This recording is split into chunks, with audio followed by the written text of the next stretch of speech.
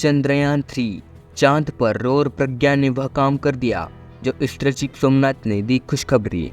चंद्रयान-3 भारतीय अंतरिक्ष अनुसंधान संगठन इसरो के प्रमुख एस सोमनाथ ने गुरुवार को कहा कि उनके चंद्र मिशन चंद्रयान-3 के रोवर प्रज्ञान ने वह काम कर दिया है जो इसके लिए जाने की अपेक्षा की गई थी, और यदि यह वर्तमान निष्क्रिय अवस्था में स्लीप मोड सक्रिय होने में विफल रहता है तो कोई भी समस्या नहीं होगी।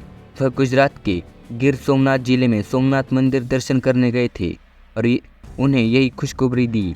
साथ संवाददाता सम्मेलन में उन्होंने कहा कि राष्ट्रीय अंतरिक्ष एजेंसी अब एक्स-रे पेरीमीटर उपग्रह प्रक्षेपण के लिए तैयारी कर रही है और यह प्रक्षेपण नवंबर या दिसंबर में किया जा सकता है।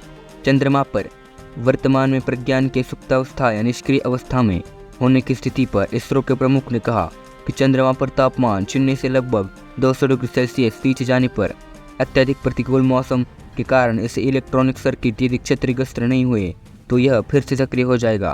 उन्होंने कहा यदि यह सक्रिय नहीं हुआ तो भी ठीक है, क्योंकि रोवर ने वो काम कर दिया है जो इससे करने की अपेक्षा की गई थी। इसरो ने पिछले सप्ताह कहा कि चंद्रमा पर सुबह होने के साथ चंद्रयान-3 के सौर ऊर्जा से संचालित लैंडर विक्रम और रोवर प्रज्ञान के साथ संपर्क स्थापित कर इन्हें फिर से सक्रिय करने का प्रयास कर रहा है ताकि वे वैज्ञानिक प्रयासों को जारी रख सके। चंद्रमा पर रात से पहले लैंडर और रोवर दोनों क्रमशः 4 और 2 सितंबर को निष्क्रिय अवस्था में चले गए थे। सोमवार ने आगामी मिशन के बारे में कहा कि इसरो एक्स-रे पेरीमीटर उपग्रह के लिए तैयारी कर रहा है। उन्होंने कहा यह एक्सपर्ट तैयार है और इसे हमारे PSLV रॉकेट के जरिए प्रक्षेपित किया जाएगा। हमने अभी तक किसी तारीख की घोषणा नहीं की है, लेकिन इसका प्रक्षेपण नवंबर या दिसंबर में किया जा सकता है। सोमनाथ ने कहा कि एक और मिशन एनसेंट 3DS की भी तैयारी है जो एक जलवायु उपग्रह है और जिसे दिसंबर में प्रक्षेपित किया जाएगा। उन्होंने कहा फिर हम LSV को D3 का प्रक्षेपण करेंगे।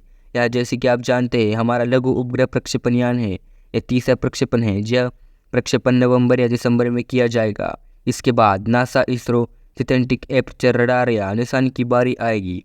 इसे अगले 7 फरवरी में प्रक्षेपित किया जाएगा। उन्होंने कहा कि गगनयान मिशन के प्रयाण ND1 का प्रक्षेपण अक्टूबर में किया जाएगा।